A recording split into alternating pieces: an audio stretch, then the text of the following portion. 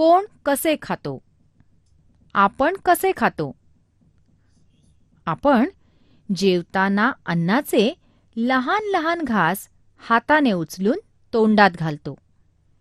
तोंडात घातलेलं अन्न चावून बारीक करतो. त्याचा आपण बारीक गोळा करतो आणि मग तो गोळा आपण गिळतो.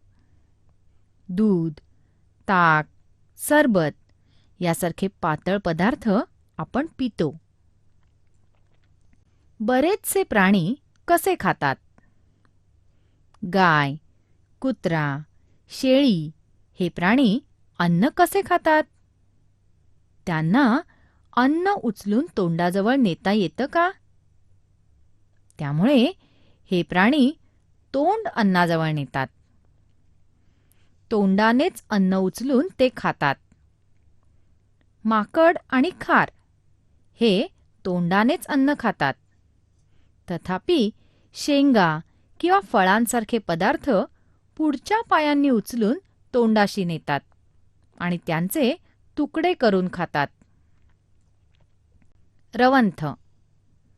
दुपारच्या वेळी स्वस्थ बसलेले गाय, म्हैस हे प्राणी तुम्ही पाहिले आहेत का? समोर चारा नसतानाही त्यांच्या जबड्याची हालचाल होत असते. असं का होतं? हे प्राणी चरताना मिळेल तेवढा गवत चारा भराभर गिळतात आणि नंतर एका जागी बसून गिळलेला चारा पुन्हा तोंडात आणतात आणि मग स्वस्थपणे चघळतात, बारीक करतात आणि परत गिळतात. याला रवंथ असं म्हणतात. काही प्राण्यांनाच रवंथ करता येणं शक्य असतं. जिभेने भक्ष्य पकडणे. सरडा, बेडूक हे प्राणी अन्न कसे खातात? हे प्राणी फुलपाखरे, किडे किंवा टोळ जिभेने पकडतात आणि न चावता गिळतात. शिकार करणे आणि खाणे. वाघ, लांडगा हे प्राणी शिकार करतात. मारलेल्या प्राण्याचे शरीर फाडतात. त्याच्या मांसाचे लचके तोडून खातात. अन्न शोषून घेणे. फुलावर बसलेल्या फुलपाखराचे किंवा अन्नावर बसलेल्या माशीचं निरीक्षण करा. हे प्राणी अन्न कसं खातात? फुलपाखरे, डास, माशा यांना आपल्यासारखं तोंड आणि दात नसतात. तोंडाच्या जागी या प्राण्यांना पोकळ नळीसारखी लहानशी सोंड असते. या सोंडेने शोषून घेता येतील असेच पातळ अन्न ते घेतात. टिपून खाणे. निरीक्षण करा.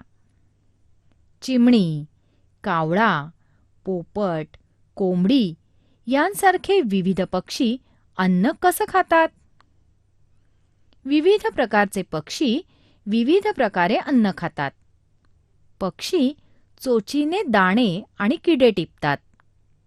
काही पक्षी फळांवर चोच मारून त्यांचा तुकडा काढून गिळतात.